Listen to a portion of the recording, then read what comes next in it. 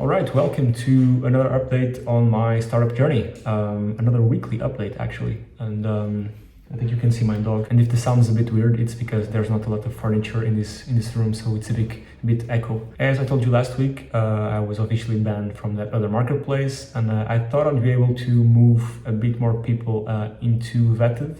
And unfortunately, I didn't manage to move as many people as I liked. I sent out email blasts and reached out to everyone, but some people just didn't come through, which is okay, I guess. I wasn't expecting it, but it's the reality, and I just need to keep going and keep trying to call people to order from me again, but this time on Vetted. The main issue for this week is the payment processor. Yet again, we've been having issues with them since we started. I mean, it's been awful.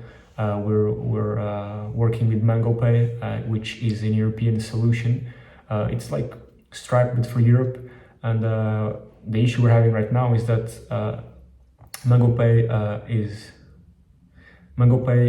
is obliged by law to ask for 3D secure transactions. So when you make a payment on Vetted, you'll always be going through a 3DS secure transaction, which means basically you'll receive so you put your card details and then you click pay now, and you'll receive a notification in your phone or in the app or an SMS to confirm that it's you.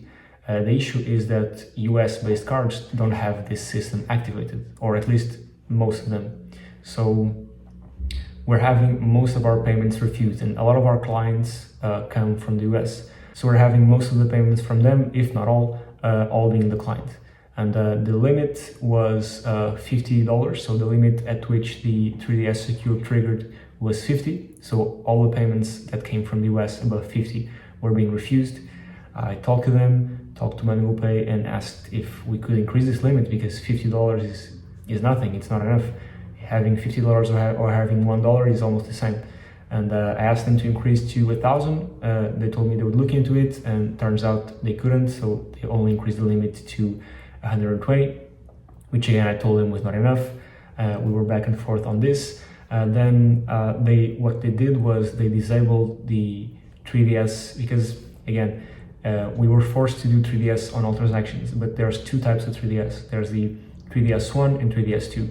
And what they did was they increased the limit from 50 to 120, and then this on US cards, and then disabled 3DS2 on US cards and made it so, and activated solely 3DS1, which is a bit weaker than 3DS2. And what they were thinking was, because we were changing 3DS2 by one, that the cards wouldn't be declined. Of course, that was not the case, and the cards keep on getting declined. So that's the main issue right now, having payments from the US all being refused, which is our biggest market.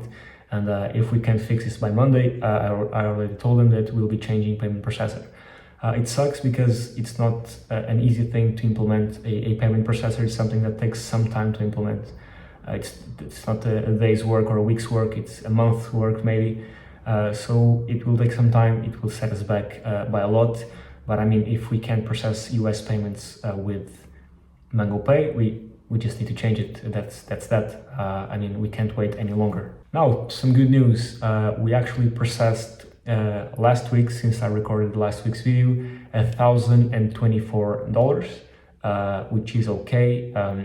I say this because it was only through me, so I was the only seller selling stuff. Actually, not really, but I bought some services from someone else, but I'm not counting this into that math.